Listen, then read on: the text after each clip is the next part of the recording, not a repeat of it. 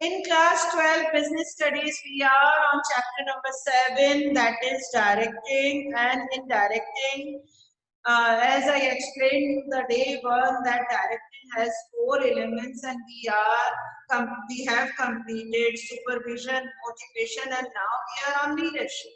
So yesterday and the day before yesterday also I explained you about the leadership, and in leadership I explain you the meaning, the features of leadership, and today we have to discuss the importance of leadership as well as styles of leadership. See, my dear children, the leadership has different styles. Everyone has different style. Like teaching style also, teaching methodology also, teaching pedagogy also is different. So the leadership style may also be different. Like you can see in your environment, everyone has different styles. So leadership also of different styles. Now, today we are on the topic importance of leadership. It influences the behavior of people. Leadership means influence the behavior of the people and positive contribution from the side of employee. See the keyword, that is influencing. Influencing in a positive manner, a leader can influence the subordinates. Then personal relation. Leader can make good working environment by making better personal relations. Then it helps in introduce changes in the organization. See the business environment, see our surroundings, see our environment is changing very fast. Technologically, socially, politically, legally, economically, our environment is changing very fast. And it's difficult for the subordinates, for the employees to cope up with the fast changing environment. So a good leader helps the subordinate to change, to be dynamic, change according fast changing environment in a positive way, not by pushing, not by forcing, just by influencing them. The next, handle conflicts effectively. A good leader can handle the conflicts, disputes in the organization without any adverse effect, and it provides training. See, my dear children, just now I gave you the example. The business environment is changing very fast.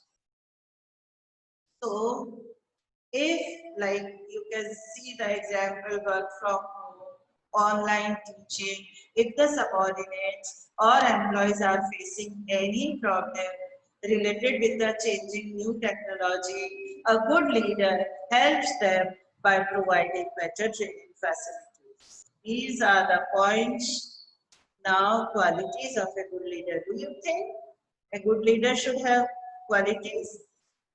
Yes, in my opinion, the first quality is knowledge.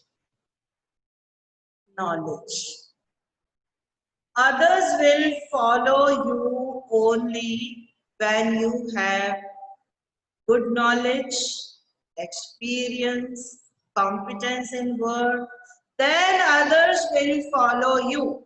Means you are knowing better than them, your knowledge is more than them, you have more experience, then only someone will follow you.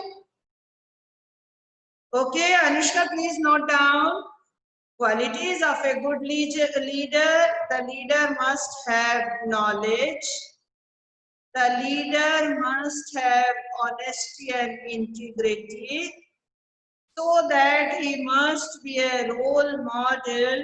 Like still, people follow the Gandhian theory and make him as their role model because of honesty, ethics he must have. So we follow the only that leader which have integrity, which have honesty, which can be our role model.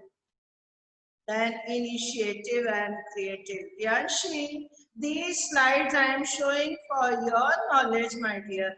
Riyanshi girl, please copy it. Riyanshi girl, please copy these. Then initiative.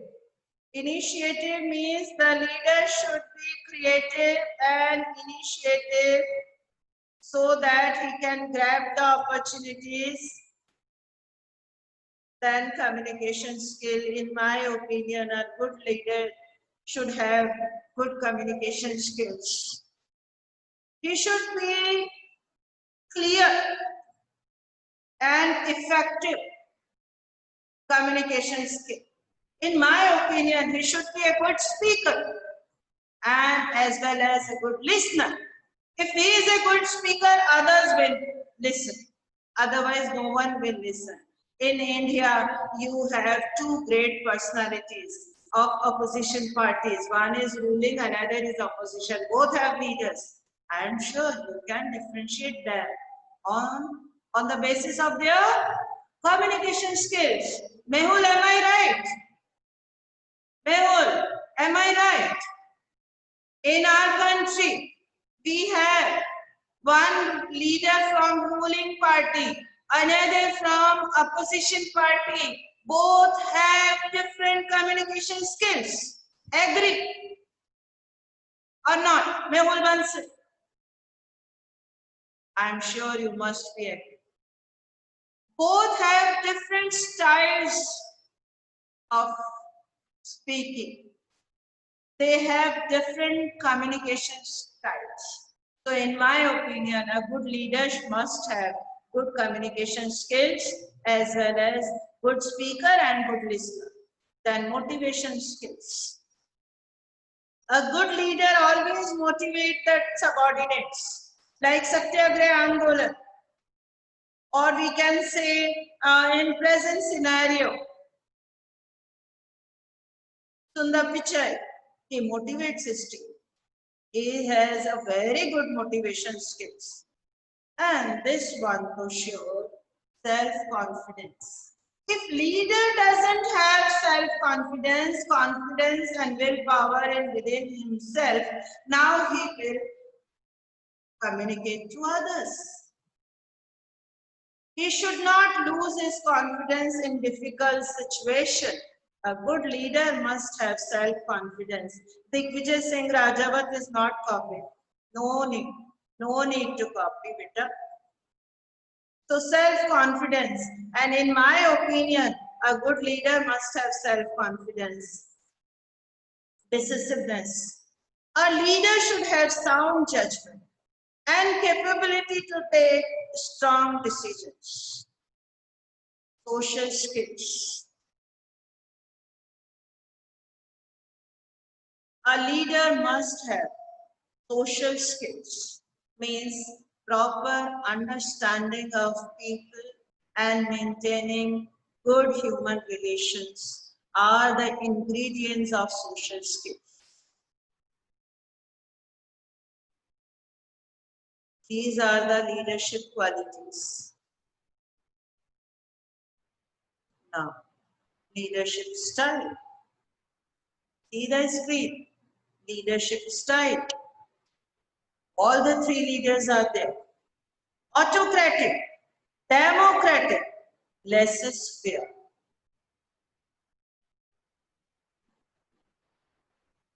Autocratic means the leader who takes all the decisions himself without taking opinion of anyone, without taking opinion of others.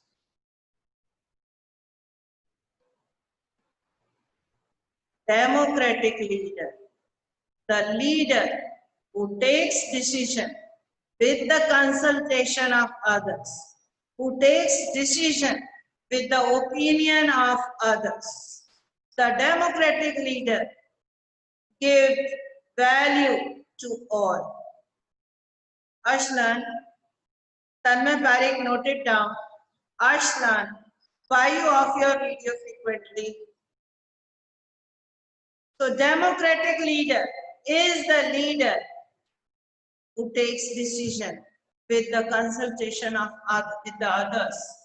He always takes meetings, opinions, consultation of others. Then laissez-faire style. Laissez-faire is a French word. According to it, everyone has power, autonomy, freedom to do their work, generally in a team. So boss means leader will not interfere in their working. So autocratic, democratic, and laissez-faire. Now, my dear children, autocratic means boss-centered, boss-centered style.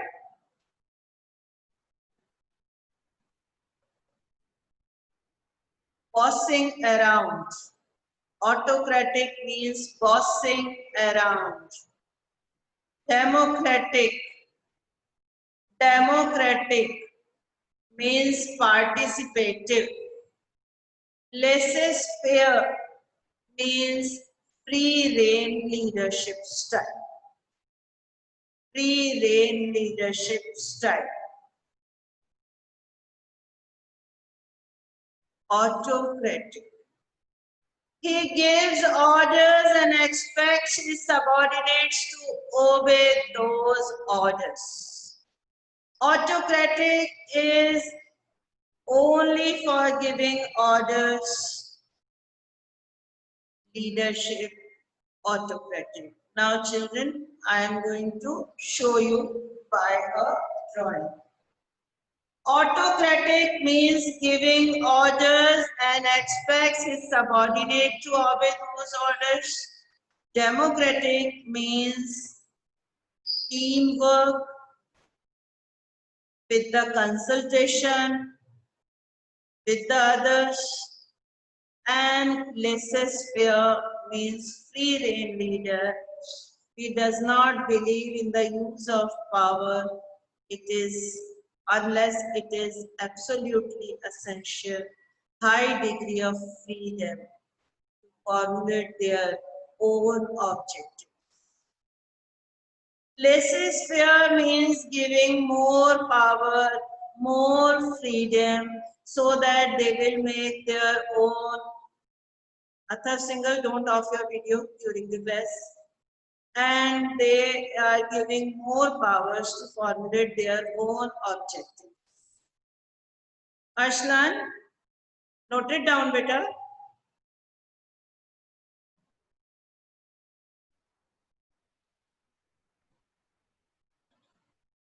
So these are the three leadership styles we discussed.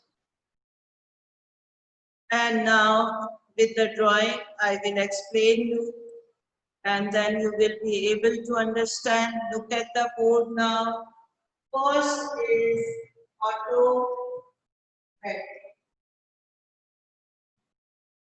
Autocratic means power in one hand, and he is not consulting with anyone. He is just passing the orders to be followed without consulting. This is the boss, and he is just passing the orders. His subordinate. This is unilateral style of communication, just bossing without taking any suggestion. This style is one way. One way means unilateral.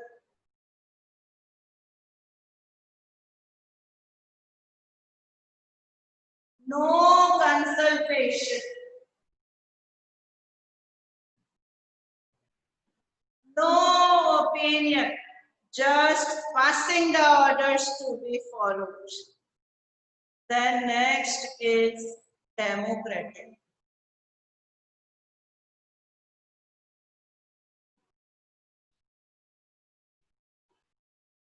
Democratic style means followed in democracy.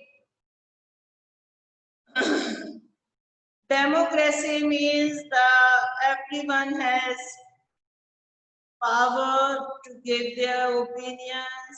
The boss will consult with everyone and they can give their opinion and suggestions to the boss, to the superiors. So it is the most suitable style nowadays. Why most suitable style? Because democratic style is the boss. Subordinates are sitting. They are considering others.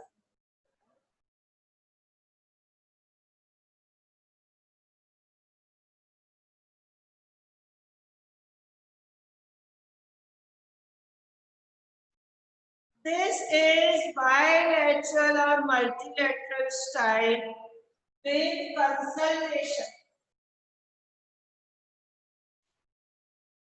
The decision is taken with the opinion of all. That's why this style is democratic, or we can say this style is participatory. Participative means all has powers to participate and give their opinion. Yes, now Rianshi, which style is suitable for educated people?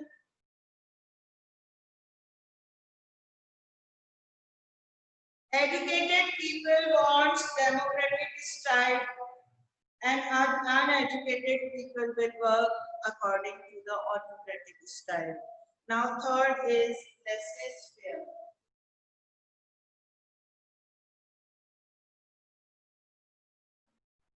Laissez-faire means free reign. Boss will be sitting separately and others will take their own decision. They will work in a team, but boss will not interfere.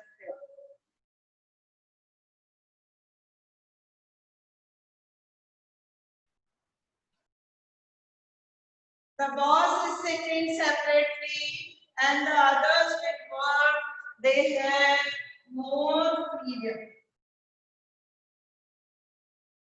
More freedom, more autonomy to do their work.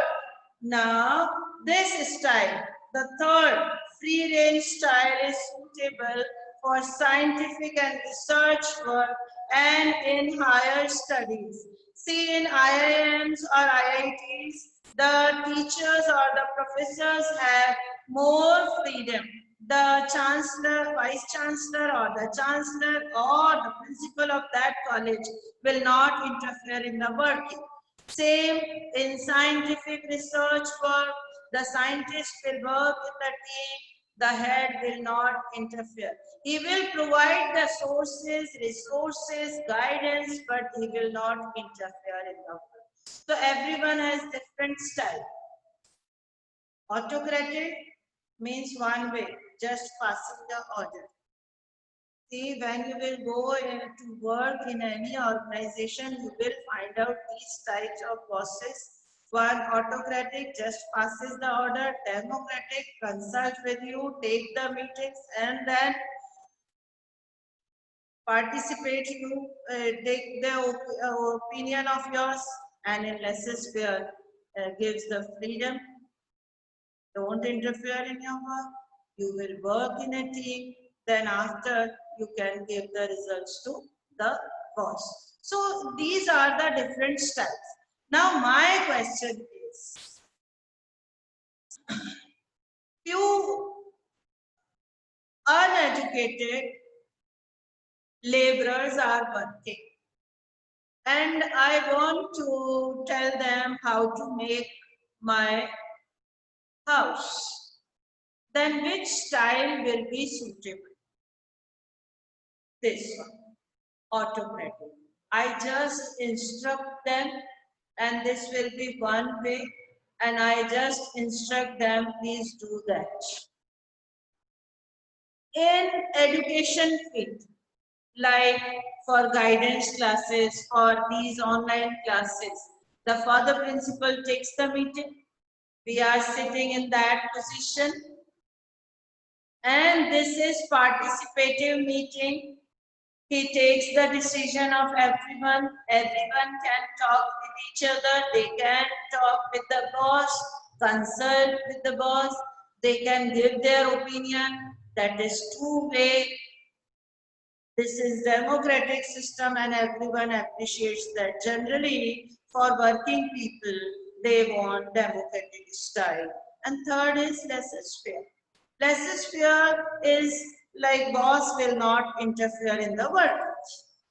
So this style is suitable for highly qualified people. Okay, so this different styles of leadership, and I showed through the PPT that autocratic means dominate others, bossing around. Democratic means taking opinion of others, consult with others. Laissez-faire means giving freedom, giving powers to do their work in a team, and boss will not interfere. Superior will not interfere in the work. Okay, I'm sure you all must understood by these drawings. Okay, these are the three different leadership styles. Autocratic. This style is also known as authoritative. Democratic. This style is also known as participative. And laissez-faire means free rein with more freedom.